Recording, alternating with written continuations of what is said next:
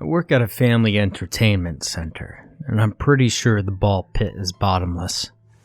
I mean, I've worked at this place for as long as I can remember, and it's pretty weird and even harder to describe. It's your usual family fun indoor park, I guess. There's a million of them all over the place, and they have different names. We have a shitty little cafe that overcharges for stale hot dogs, and then a buttload of warehouse space filled with random crap to keep kids entertained. There's a jungle gym, an arcade with ancient games, a greasy bowling alley, and obviously, there's a ball pit. Honestly, it's a pretty cool job, although it has taught me that kids, in general, are super weird. I remember this one time a random kid came up to me and handed me some marbles and then just started laughing. It took me a few minutes to get it out of him, but he told me that he'd shoved the marbles up his butt. And now, I was touching his butt marbles. And he just thought it was the funniest goddamn thing anyone has ever done. Ever. We have a high turnover rate, that's for sure. We chew through new employees like popcorn. And I think it's because kids have this weird ability to home in on anyone they make uncomfortable and just thrive off of their awkwardness. At least teachers and parents get to deal with one set of kids, right? They get to know them over time, and sure, those kids will occasionally explode or have prolonged periods of benign, crazy high energy, but for the most part, the parents and teachers are there to manage the kids. But that's the exact opposite of what we do. We're here to manage the center, not the kids. Every kid here is meant to blow off steam. That's why parents bring them here. It's why they pay the entry fee. We can't make these kids sit down or write lines. We can't threaten or goad or shout. What we have is a revolving door of kids who are permanently psyched out.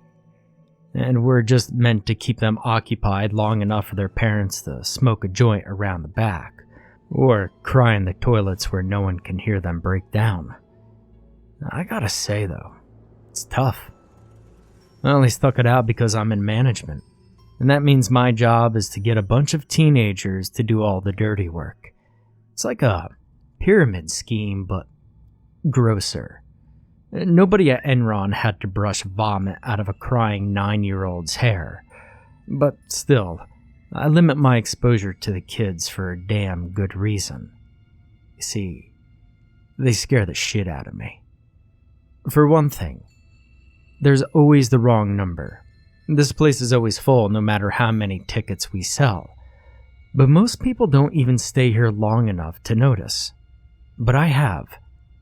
I've spent a few years now counting tickets and then heads, and I know for a fact that there are rainy days in the middle of the coldest winters when we sell 10, maybe 20 tickets at most.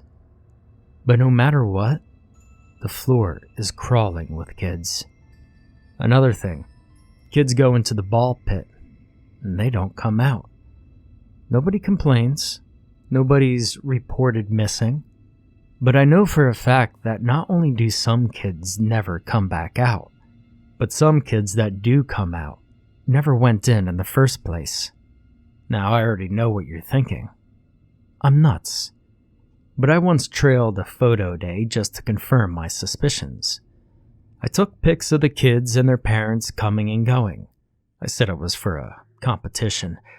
And I swear to God, I have dozens of photos of parents coming in with one kid and leaving with a totally different one. Now I've thought about trying to empty the ball pit out to see if there's anywhere they could go, like a tunnel I never knew existed. I did try to empty it once. It was years ago and I wanted to clean it properly, so I waited until after hours and started scooping balls out and dumping them into empty bins. But after a while, I got scared and I stopped. Something about the experience just freaked me out. It was like the more balls I pulled out, the quieter everything got. like the whole place started to anticipate something. All those weird cartoon characters painted onto the wall with freaky eyes that follow you around the room, the zombie shooter arcade machines that make those stupid fake ghoul noises, the twisty airplane rocket that rocks kids back and forth while blasting obnoxious music. It all kind of faded out. It was like the whole place held in its breath, and my head started to throb like the world's worst hangover, and my mouth started tasting all coppery, and it made me want to retch. It freaked me out, and I stopped and just tipped the balls back in. As soon as I did, the pressure in my head released, and the place was full of noise again, like nothing had even changed. And now I just clean the ball pit out with one of those nets they use for swimming pools. And there's always the weirdest stuff in there. Dead mice, crushed insects, dog shit, random goo, and what I can only describe as a series of gifts or messed up experiments. I don't know where they come from, but a week hasn't gone past where I haven't had to fish some half-dead tortured animal out of the depths of that pit. If I'm lucky, the animal dies as soon as I pull it out, but I keep a spare pillowcase around here just in case. I don't know how humane it is to be stuffed into a sack and smashed against an alley wall, but I know it has to be more humane than keeping them alive. I used to think the kids dragged roadkill in there, but after I started paying a little more attention, I noticed things like badly sutured wounds stitched together with random thread, or even half-healed amputations. I don't think it's even possible for a kid to pull off a successful trepanning on a squirrel, keep the thing alive, half paralyzed, at the bottom of a ball pit. It just doesn't make sense. But I keep finding them, half stuffed with bugs, eyelids cut off. Jesus Christ, the worst one didn't even have any cuts. Now I still don't know who did it or how. I don't know how the ball got inside the rat. It was alive, with no scars or open wounds, but it was like it had swallowed the whole damn ball. It wasn't crying or making noise. It was just shivering, alive and in shock at what had happened to it. The pain must have been overwhelming, all of its organs crushed, its bones pushed out of the sockets, and just looking at the thing made me want to hurl. It was the most unnatural thing I'd ever seen. Now it's just another reason why I couldn't ask anyone else to do this job. I think most people come and go so quickly, they never realize just how weird it really is. I'd rather no one start asking questions.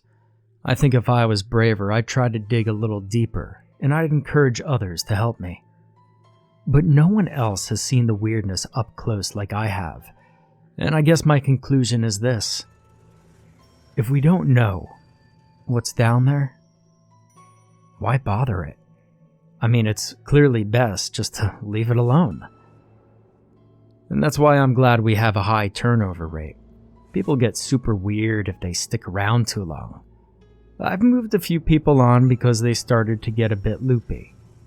First, we see the paranoia setting in. They start looking at you funny. Or the kids. The kids I get, but me? What's wrong with me? Second, we see them starting to fixate on the ball pit. People who stay too long obsess over it. When you're not looking, they'll sneak over and try to jam a broomstick into the bottom. When they can't find it, they start freaking out, talking about foundations and floor plans.